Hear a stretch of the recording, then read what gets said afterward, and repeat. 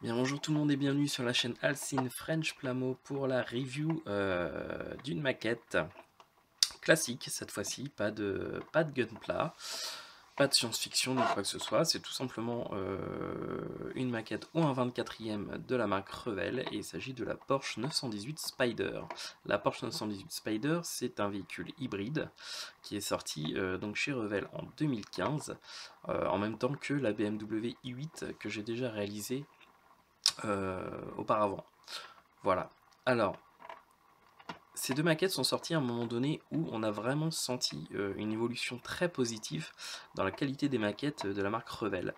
Revell a toujours été un cran bien en dessous de ce que pouvaient proposer des marques comme Tamiya, Hasegawa ou je ne sais plus l'autre marque assez connue qui fait aussi des maquettes 1.24 de véhicules civils de très bonne qualité. Et il y avait toujours vraiment des mauvais ajustements, des pièces mal ébavurées, des choses comme ça qui faisaient que bon, les maquettes Revell on les faisait, mais voilà, comparé à une maquette Tamiya qui était vraiment un vrai plaisir à réaliser, moi en tout cas je traînais toujours un peu la patte à réaliser une maquette Revell. Lorsque ces kits sont sortis, on a vraiment sorti une évolution positive. Les moules étaient vraiment de bonne qualité, les pièces s'ajustent correctement, on a des beaux détails. Sur ces deux maquettes, j'ai vraiment eu très peu de travail à faire, en tout cas de préparation des pièces. Donc là-dessus, on a vraiment senti que Revell avait passé un palier dans la qualité de ses voitures auto au A24e. Donc voilà, alors ce kit je l'ai réalisé là, juste en attendant que le vernis que j'ai posé sur la maquette de Goldorak sèche. J'ai eu le temps du coup de terminer cette voiture que j'avais commencé déjà il y a quelques temps, que je faisais un peu de temps en temps par-ci par-là. Alors on sent bien que ça fait quand même 2-3 ans que j'avais pas réalisé de voiture à 24e, hein, ça se ressent dans la finition, pardon, qui est c'est pas, on va dire que j'ai mieux, j'en ai fait des plus jolies, voilà. Là, il y a quand même quelques petits défauts dans la finition, qui se voient pas forcément comme ça dans une vidéo ou dans des photos, mais vraiment, je vais arrêter de le faire tourner. Si vraiment on colle son nez sur la maquette, on remarquera bah, des petites imperfections qui, dans une maquette de voiture ou en 24e, se voient tout de suite. Voilà.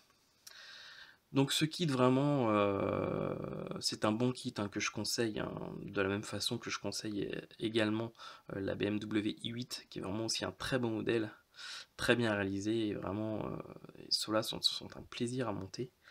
On va dire que dans les autres maquettes récentes de Revell, j'ai la Porsche Panamera et puis la Ford Torino de la série Starkey Hutch qui sont toujours dans leur boîte, mais de ce que j'ai vu des grappes, de ce que j'ai pu entendre parler, voilà, on est vraiment sur de la qualité qui se rapproche de plus en plus de marques comme Tamiya. Voilà. Que dire sur cette maquette? Bah écoutez, rien de spécial, hein. Au niveau de la carrosserie, j'ai utilisé de la peinture Gravity Color, hein, donc c'est de la. Vous avez pour les carrosseries de voitures ou motos deux marques de peinture qui se valent, qui sont de très bonne qualité et qui surtout ont les teintes réelles. C'est bah, d'un côté vous avez Zero Paint et puis de l'autre côté Gravity Color. Voilà, donc là j'ai utilisé une référence de Gravity Color, donc une des couleurs officielles de cette Porsche Spider.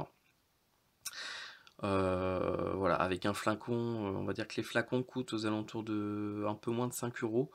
Avec un flacon, vous pouvez réaliser à peu près deux carrosseries, hein, si vraiment vous aspergez pas comme un malade, en faisant des fines couches. Et puis ensuite, j'ai utilisé un vernis bicomposant de Gravity Color également. Voilà.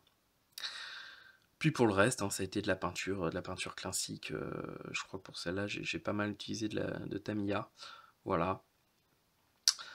Le reste des photos, vous pourrez les trouver sur l'article consacré donc sur le site gunpla-france.fr. Et puis voilà, hein. Pas grand chose à dire de spécial sur cette maquette, à part que j'ai pris beaucoup de plaisir à la réaliser. Et puis encore une fois, voilà, c'est un kit, si vous avez envie de vous essayer au véhicule civil ou un 24e, vous pouvez y aller. C'est des maquettes qui sont pas très chères, hein. Ceux-là, je pense qu'elles tournent aux alentours de dans les 20-25 euros, peut-être moins maintenant, parce que c'est quand même une maquette qui date de 2015. Donc vous pouvez peut-être la trouver à un prix un peu inférieur. Je vous conseille d'aller voir sur le site Oops Model pour ce genre de maquette en Europe. De toute façon, ils sont en France, mais ils sont très bien. Et puis voilà. Je vous dis à très bientôt pour une prochaine vidéo. Je ne sais pas encore laquelle ce sera. Ça va être sûrement la review du Goldorak, mais elle, à mon avis, vous allez la voir bien avant que je publie cette vidéo-là. Donc je vous dis à très bientôt pour une prochaine vidéo. Ciao, bye bye.